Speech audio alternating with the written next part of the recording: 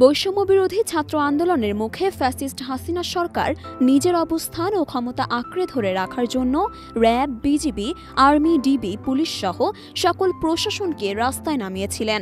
এমনকি ওপেন শুটেরও অনুমতি দিয়েছিলেন তিনি।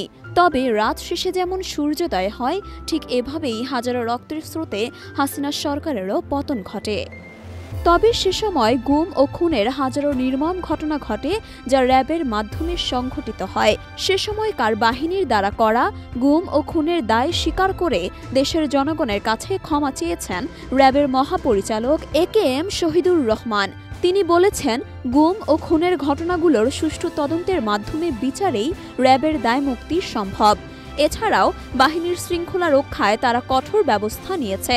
৫ই আগস্টের পর গত ৪ মাসে ডাকাতি, ছিনতাই, চাঁদাবাজি সহ নানা অপরাধে জড়িত থাকার অভিযোগে ১৬ জন র্যাব সদস্যকে আটক করে তাদের বিরুদ্ধে ফৌজদারি মামলা দায়ের করা হয়েছে।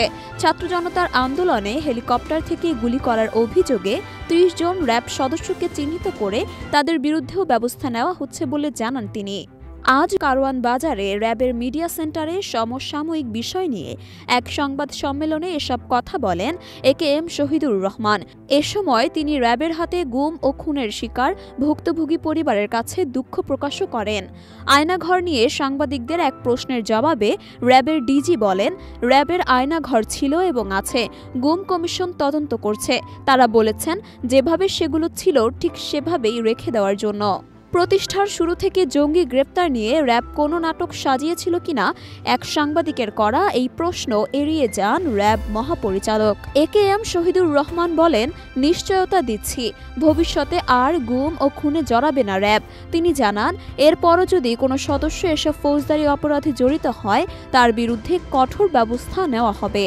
তিনি আরও বলেন, র্যাবের যারা নিজের হাতে আইন তুলে নিয়েছে তাদের বিরুদ্ধে ব্যবস্থা নেওয়া হচ্ছে। ৪,০০০-এর বেশি র্যাব সদস্যকে শাস্তির আওতায় আনার ব্যবস্থা করা হয়েছে। ৫ই আগস্টের পর গত ৪ মাসে ১৬ জন র্যাব সদস্যকে আটক করা হয়েছে।